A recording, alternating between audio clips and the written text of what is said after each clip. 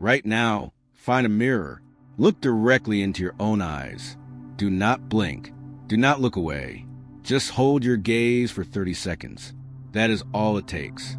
Something will happen, and it will not be what you expect. Your face will not change. Your reflection will not shift. What will happen is far more unsettling. A voice will rise inside you. It will point out a flaw. It will remind you of something you lack. It will judge you quickly and quietly the way it always does. You know this voice. You hear it every single day. But have you ever stopped and asked where it comes from? Why does it get louder in front of a mirror? Why does it speak with such authority about what is wrong with you? And why, no matter how many times you try to silence it, does it always return the moment you face your own reflection? Every ancient tradition on earth assigned a special power to the mirror. The Egyptians used mirrors and rites of passage beyond death. The Greeks built her practices around reflective surfaces. The Kabbalists describe a mirror as a meeting point between worlds. Separate civilizations spread across centuries and continents, arriving at the same conclusion independently. The mirror is not just a surface. It is an interface between what is seen and what cannot be seen. But none of those traditions fully understood what they were touching. They knew the mirror had power. They used it for divination, for prophecy, for ritual. But only one teacher identified what actually happens inside the human mind when you look into a mirror, why it happens, and how to use that moment as a doorway. That teacher was Jesus, and his instruction was the exact opposite of what every spiritual system before and after him has taught. Every tradition tells you to close your eyes, turn inward, shut out the world, find the silence behind your thoughts. Jesus told his inner circle the opposite. Open your eyes, find a mirror, and do not run from what you see. This instruction was not a metaphor. It was not a parable. It was a precise, practical technique that was preserved in texts the institutional church deliberately excluded from the canon. The Gospel of Philip speaks directly about reflection and truth. The Gospel of Thomas speaks about the light that exists within. The secret book of John maps the structure of consciousness itself. When you read these texts side by side, something emerges that no single text reveals on its own. A complete method, a step-by-step practice that uses the mirror as a tool for something the church never wanted you to discover. Why did the church reject this? Because every other spiritual practice requires a mediator, a priest to pray for you, a ritual performed by someone with authority, an institution between you and the divine. But a mirror needs nothing. A mirror is available to anyone, anywhere at any time. The technique Jesus taught required no priest, no church, no permission. Just you, your reflection, and the willingness to not look away. If every person could reach the monad on their own, standing in front of a piece of glass, the entire structure of organized religion collapses. That is why this teaching was buried. In the 2nd century, the Valentinian Gnostic communities still practice this. They had received the teaching through a direct line of transmission from those who walked with Jesus. Their initiation rites included a mirror practice fundamentally different from Greek divination or Egyptian death rites. The Valentinians used a mirror to strip away the false self, to peel back the layers of identity that the material world had wrapped around a divine spark inside every human being. The mirror was not a window to somewhere else. It was a window to who you actually are beneath everything you've been told you are. Rome saw this as a threat, not a spiritual threat, a political one. In the 4th century, as the church decided which texts would become scripture and which would be erased, mirror practices were classified alongside pagan sorcery. They called it catapromancy and condemned it as witchcraft. But what the Valentinians practiced was not divination. They were not trying to see the future. They were trying to see through the lie of the present. The lie that you are only a body, that your identity is your face, your age, your flaws.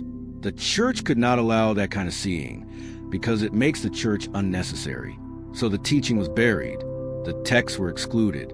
The communities were scattered or absorbed. And for 1,600 years, the mirror became nothing more than a tool for vanity, a surface that shows you your face and nothing else. But what if that is exactly what the archons wanted? Think about this. The mirror is the one object you encounter every single day, where you confront yourself every morning, every evening, sometimes dozens of times a day, and every single time the same process activates. You evaluate, you judge, you compare. Am I attractive enough? Am I aging too fast? Do I look like someone who matters? These are not your questions. These are the questions the system needs you to ask. Because every time you evaluate yourself against a physical standard, you anchor your identity deeper into matter. You forget that you are not the face. You are not the body. You are not the reflection. You are the one who is looking. This is the Archon frequency at its most elegant. It does not come as a dramatic attack. It does not come as a nightmare or a dark presence. It comes as your own voice in your own head, speaking your own language, using your own insecurities.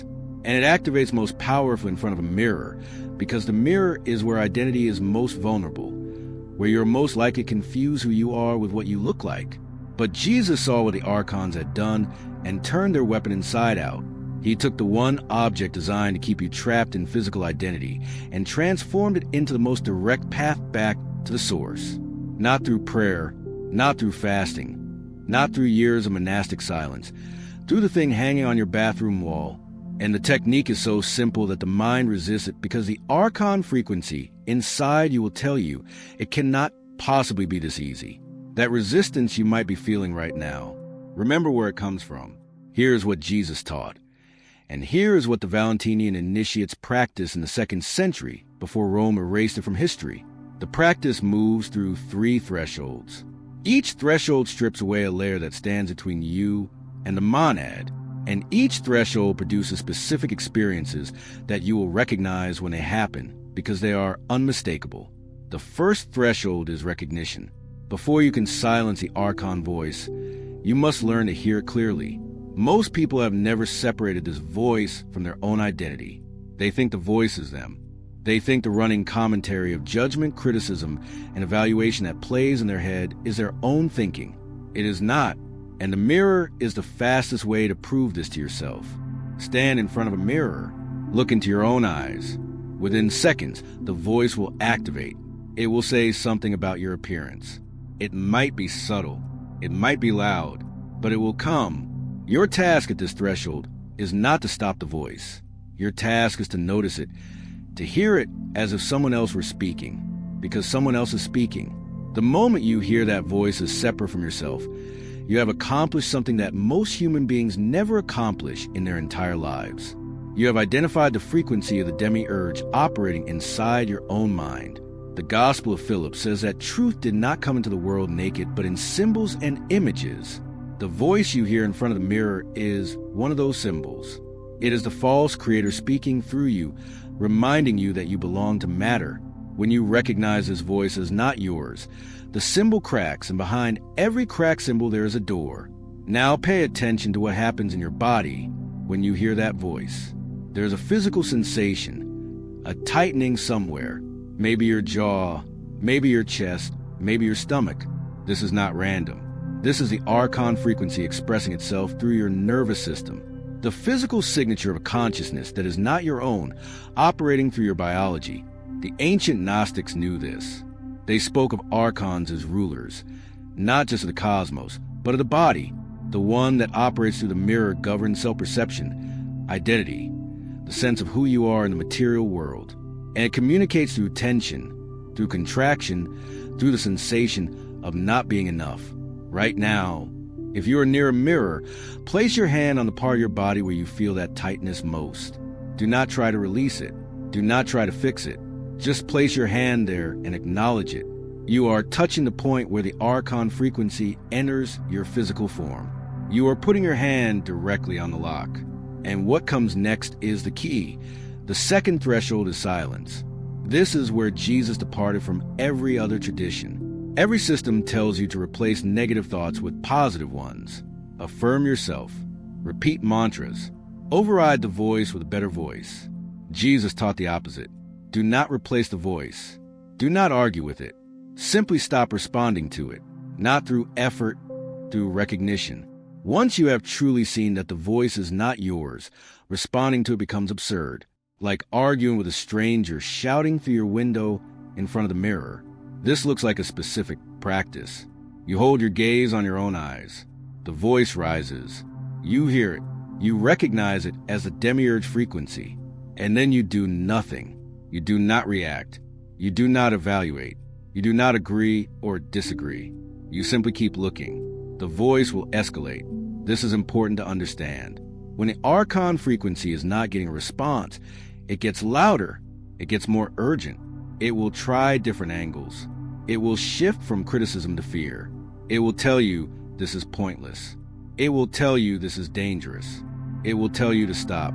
This escalation is not a sign that something is wrong. This escalation is the single most reliable sign that you're doing it right. A system does not fight to maintain control over something that is not actually breaking free. Hold your gaze. Let the voice rise, peak, and do what has never been allowed to do in your entire life. Exhaust itself. There is a moment, and you will know it when it arrives. When the voice simply stops, not because you silenced it, not because you overpowered it, but because you stopped feeding it. And in that silence, something extraordinary happens. A space opens. Not a visual space, not a thought. A space you feel in the center of your chest. An openness, a warmth, as if something that was compressed your entire life just expanded for the first time. This is not imagination. This is a felt experience of the archon frequency losing its grip on your energy field. The tightness you felt moments ago begins to dissolve. And in its place, there is something you may not have felt since you were a very young child. Stillness. Real stillness. Not the absence of noise. The presence of something that was always there but was always drowned out. The Gospel of Thomas records Jesus saying that if you bring forth what is within you, what you bring forth will save you. This is what he meant. The stillness was always within you. The monad was always speaking. You could not hear it because the archon frequency was louder, not stronger, louder. There's a critical difference. The archon voice is loud, but it has no depth. It is surface noise. The monad does not shout. The monad waits. It has been waiting since before you were born into this body. And the mirror practice does not create a connection to the monad. It removes the interference that was blocking a connection that already existed. The third threshold is contact. This is where the practice becomes something no words can fully prepare you for. In the silence, with the archon voice gone and the stillness expanding in your chest, shift your attention to your eyes in the mirror. Not your face, not your features, your eyes, specifically the depth behind your eyes. There's a point in your own gaze where the surface ends and something else begins. You have glimpsed this before. In moments of deep connection with another person, in moments of unexpected clarity. That depth is not psychological. That depth is the monad looking back at you through your own eyes. Here is what the Valentinian initiates discovered. When you look into a mirror with the archon voice silenced and your attention on the depth behind your own eyes, you are doing something with no equivalent in any other spiritual practice. You are looking at yourself being looked at by the source of all consciousness. The monad does not exist somewhere far away. The monad is the awareness that is aware through your eyes right now. And the mirror creates a loop. Awareness looking at awareness looking at awareness. In that loop, the separation between you and the source collapses not as a concept, as an experience. What happens at this threshold is different for every person who reaches it. But certain elements are consistent across every account from the Valentinian text to modern practitioners who have rediscovered this technique independently. The first thing you will notice is that your gaze seems to pass through the surface of the mirror. You are no longer looking at a reflection. You are looking through it into something. The second thing you will notice is that the quality of the silence changes. It is no longer empty. It has texture. It has warmth. It has presence. The third thing, and this is the moment that changes everything, is that you will feel yourself being seen, not watched, not observed, seen, recognized, known completely from the inside out by someone that has known you since before time itself was created. This is the monad speaking to you face to face, and it does not speak in words. The monad communicates through knowing. You will suddenly understand something you did not understand a moment ago, not because a thought appeared, not because you reasoned through a problem, because the knowledge was placed directly into your awareness, bypassing the mind entirely. The Valentinians call this gnosis, direct knowledge, unmediated truth, the kind of knowing that does not come from reading or hearing or thinking, but from being touched by the source itself. Now, I need to tell you what to expect in the hours and days after you first cross this threshold, because the practice does not end when you step away from a mirror. Something has been set in motion, and it will continue to move through you. The first thing many people report is a shift in dreams. The night after the first real session, dreams become unusually vivid, not chaotic. Vivid, a clarity to the images, a coherence to the narrative that is different from ordinary dreaming. This happens because the archon frequency that normally filters your dream state has been weakened. Pay attention to what you see. The monad often continues a conversation that began in front of the mirror, using the language of dreams to deliver what your waking mind is not yet ready to receive. The second thing is a change in how you experience the mirror itself on following days. The voice will return. It always does at first, but it will sound different, thinner, less convincing, like hearing a recording of someone who once frightened you. You will recognize it faster, and the silence will come quicker. Each session strips another layer. Each session widens the channel between you and the source. This is not a practice that you do once and complete. This is a practice that deepens every single time. The third thing, and this catches many people off guard, is that your perception of other people shifts. When the archon voice loses its grip on how you see yourself, it loses its grip on how you see others. You will look at people and sense something behind their eyes that you never noticed because you found it behind your own eyes first. Right now, something in you might be resisting what you just heard. A part of your mind is generating objections. This is too simple. This cannot work. If it were this easy, everyone would know about it. Feel that resistance, located in your body, that tightness, that skepticism, that urge to dismiss and move on. Does it feel familiar? It should. It is the same voice that speaks when you look in the mirror. It is the same frequency.